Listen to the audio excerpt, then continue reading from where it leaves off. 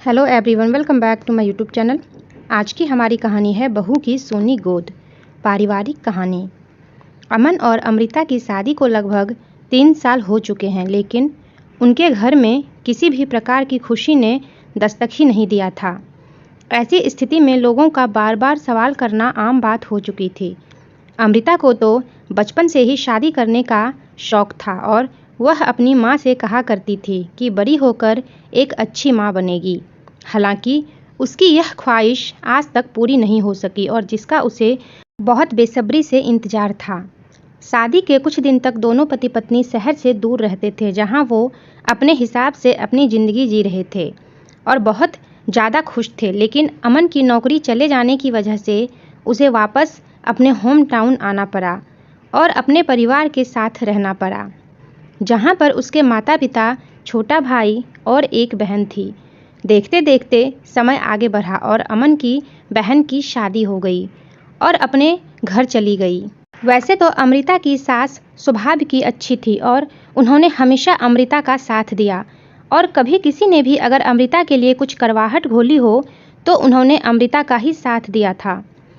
एक बार की बात है, जब पड़ोस में रहने वाली श्यामा चाची उनके घर में बैठने आई और जब अमृता उनके लिए गर्मा गर्म पकौड़े लेकर आई, तब श्यामा चाची की मुंह से निकल पड़ा, अरे बहू, अब हमें इस आंगन में किलकारी की आवाज़ सुननी है।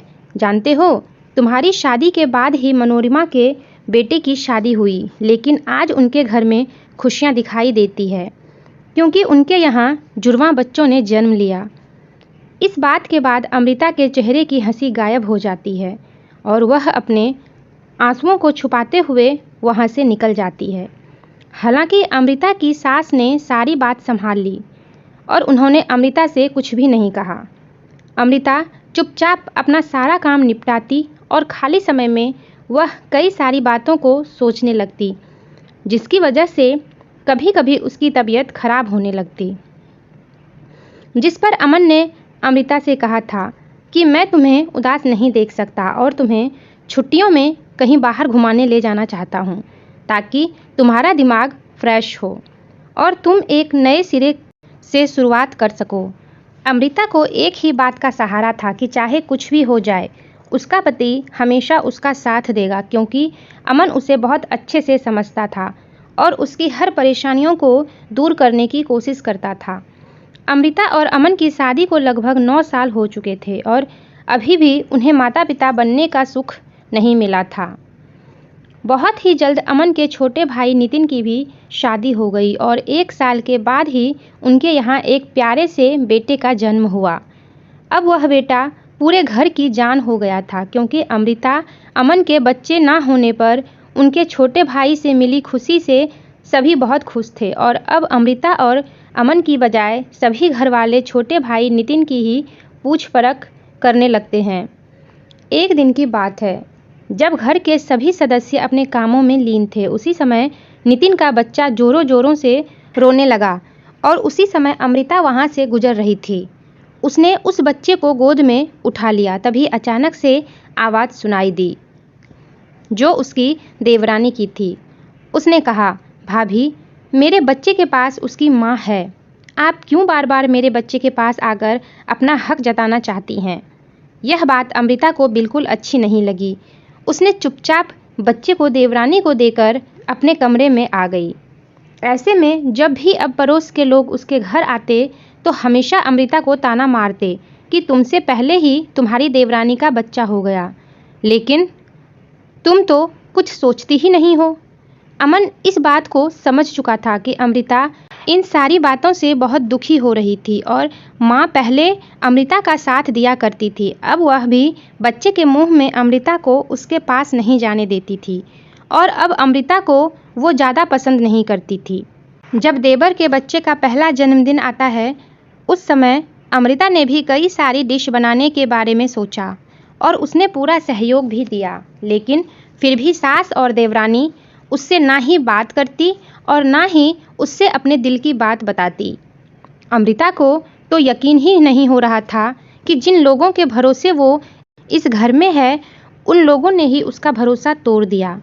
अब तो अमृता की तबीयत और भी ज़्यादा खराब होने लगी क्योंकि वह हर बात को बहुत सोचने लगी थी और इस वजह से उसका बीपी काफ़ी डाउन हो चुका था। एक दिन अमृता अचानक किचन में काम कर रही थी और उसी समय चक्कर आने की वजह से वह बेहोश हो जाती है। डॉक्टर को बुलाया जाता है। तब पता चलता है कि उसकी तबीयत इतनी खराब हुई है क्योंकि उसका बीपी काफ़ी ज़्यादा कम हो चुका है और इस वजह से उसे हॉस्पिटल में भी एडमिट करना पड़ सकता है। अमृता को बार बार एक ही बात खाई जा रही थी कि शादी के 2 साल बाद भी वह मां नहीं बन सकी और ऐसा भी नहीं था उसने डॉक्टर से सलाह मशवरा नहीं किया हो। शहर में आने वाले हर डॉक्टर से सलाह मशवरा कर चुकी थी लेकिन कोई भी फ़ायदा नहीं हो रहा था। अमन ने उसकी तबीयत देखते हुए अमृता को 1 महीने के लिए मायके भेज दिया ताकि वह अपनी तबीयत को ठीक कर सके।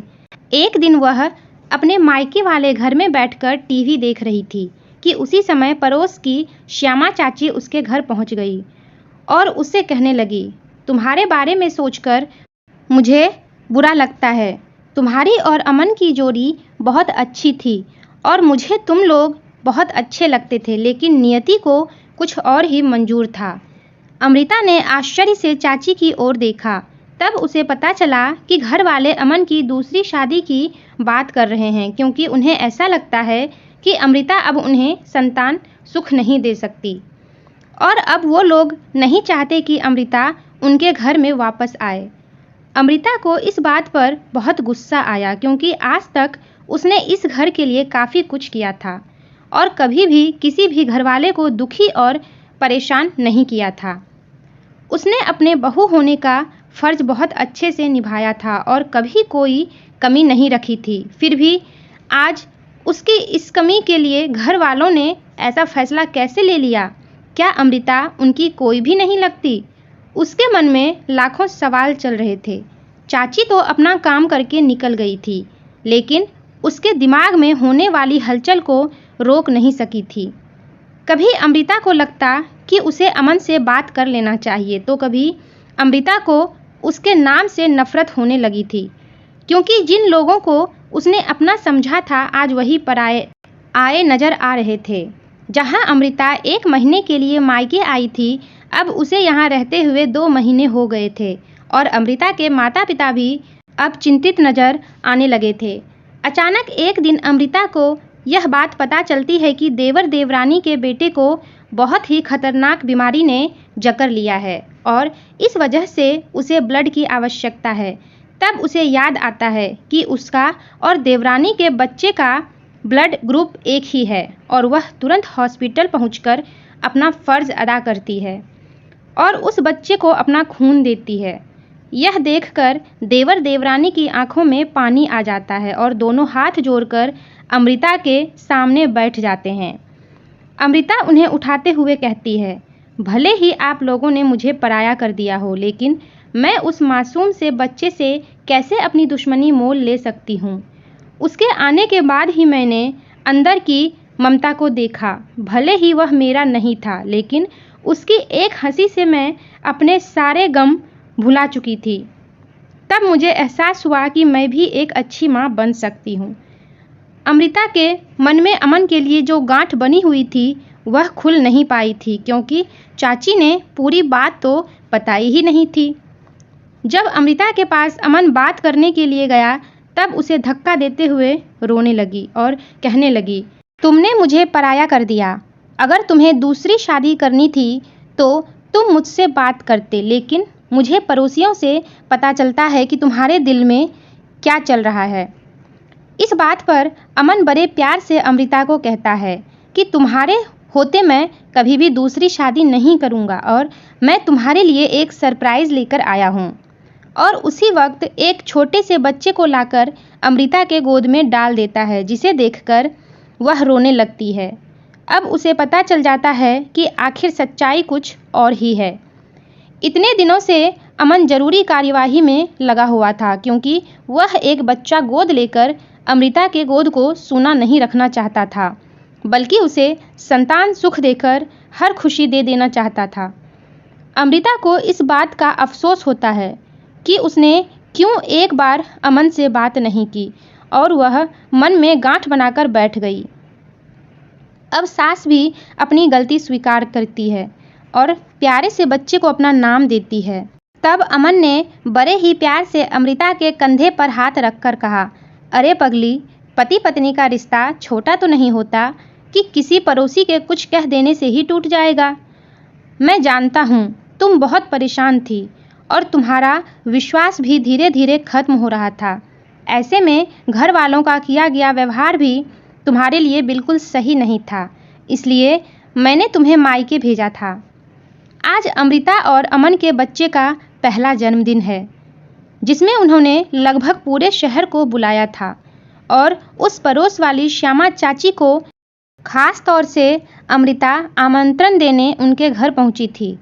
अमृता के जीवन में जो भी कमी थी वह उसके पति की वजह से पूरी हो पाई थी और आज वह अपने आप को दुनिया के सबसे खुशनसीब औरतों में से एक समझ रही थी। दरअसल देखा जाए तो यह बिल्कुल सही है और औरत की जीत उसी समय होती है जब उसका हमसफ़र उसके साथ हो।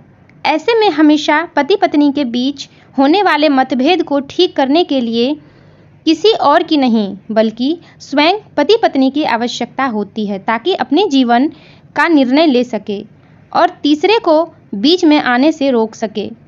किसी भी परेशानी या दुख के समय में पत्नी हमेशा अपने पति की ओर देखती है। ऐसे में पति का कर्तव्य बनता है कि वह अपने पत्नी का साथ दे और उसे हमेशा खुश रखे। तो दोस्तों, आपको ये वीडियो कैसी लगी कमेंट करके ज़रूर बताइएगा और अगर वीडियो पसंद आई है तो लाइक और शेयर भी कर दीजिएगा। मेरे वीडियोस का नोटिफिकेशन पाने के लिए चैनल को सब्सक्राइब करके बेल आइकन को भी प्रेस कर दीजिएगा। तो फिर मिलते हैं एक नई कहानी के साथ, तब तक के लिए टेक केयर एंड बाय।